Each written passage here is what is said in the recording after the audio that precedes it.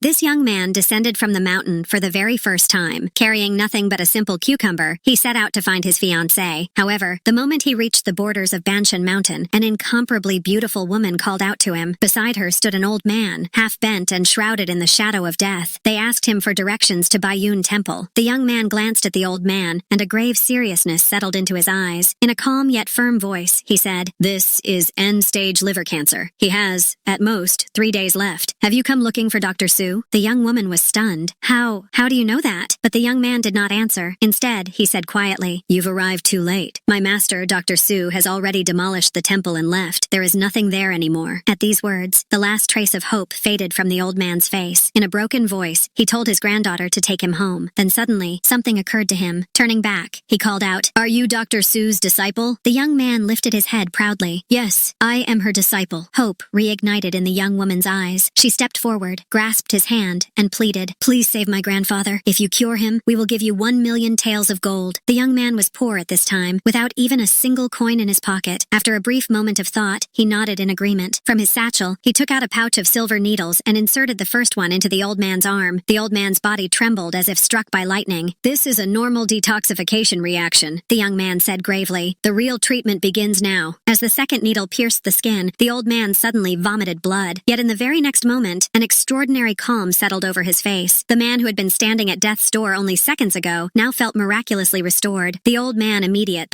Taylor told his granddaughter to transfer the money, but the young man smiled faintly and said, "I don't have a bank card. We are returning to Jiangcheng." The young woman replied quickly, "If you wish, you can come with us." Strangely enough, the young man was also heading to Jiangcheng to find his fiancée. With a trace of melancholy, he revealed that he possessed a 20-year-old marriage certificate with the Tang family. 20 years ago, in Ningxuan County, the head of the Tang family, Tang Wanda, had knelt before his master, Dr. Su, begging for his life. She had extended his lifespan by 20 years with a rare medicine, on one condition, that his granddaughter would one day marry this young man. Time passed. When the 20 years were up, the master demolished the temple and left behind a letter. In it, she ordered him to descend the mountain, fulfill the marriage agreement with the Tang family, and bring with him the cucumber grown behind the mountain. That cucumber was the key to Tang Wande's remaining lifespan. Today was the very last day. When the young man arrived at the Tang Hotel, a grand banquet was in full swing. The entire Tang family was immersed in celebration for Miss Tang's upcoming marriage to Liu Gongzi. Standing boldly in the center of the hall, the young man declared, "Miss Tang is my fiancée!" The hall erupted in laughter. Without hesitation, he sat down on the floor and unfolded the marriage certificate for everyone to see. Fingers pointed at him in mockery. Tang Wanda's face flushed with embarrassment, yet he was unwilling to honor the promise. Coldly, he said, "I'll give you 100,000 yuan. Just leave." Flames ignited in the young man's eyes. "You are publicly insulting my wife." At that moment, the wealthy and influential young Master Liu entered. One by one, he presented his betrothal gifts before the crowd. First, 10 kilograms of pure gold. Second, 100 million in cash. Third, a business contract worth 100 million. Fourth, a rare snow lotus from Tianshan. The crowd was stunned. Yet the young man picked up the snow lotus and said coolly, "Its medicinal power has already dissipated. It is nothing but a showpiece. The truly priceless treasure is with me." And he took the cucumber out of his satchel. The hall burst into laughter again. "That's just a market cucumber." But his voice rang out firmly. "This is no ordinary cucumber. It was nurtured by my master with rare medicinal herbs. It can breathe life into the dying. It can extend Tang Wanda's lifespan and safeguard the Tang family's wealth." Enraged, Tang Wanda threw the cucumber to the ground. The young man's voice struck like thunder. "Destroy it, and within 1 month, your death will be certain. Even the gods themselves will not be able to save you." Silence fell over the hall. Tang Wanda roared, "I don't believe in any cucumber or bloodline nonsense." The young man asked one final time, "Will you honor the marriage or not? If you do, I will give you life." Miss Tang sneered, "I would never marry you, even in the next life." His anger finally exploded. "When you were begging at my master's feet, fearing death, you made a promise. Now that you are prosperous, you break your word? Is this the character of the Tang family?" The atmosphere ignited like wildfire. Liu Gongzi said arrogantly, "Kneel and apologize within 3 seconds, or you'll be thrown down right here." The young man's eyes burned like embers. "I did not come here to beg. I came to claim what is mine." "Guards, throw him out!" Miss Tang screamed. "Beat him! Crush his arrogance!" Liu ordered. The guards advanced, but the young man stood firm, unshaken. There was not a trace of fear on his face, only unyielding confidence and the warning of an approaching storm gleaming in his eyes.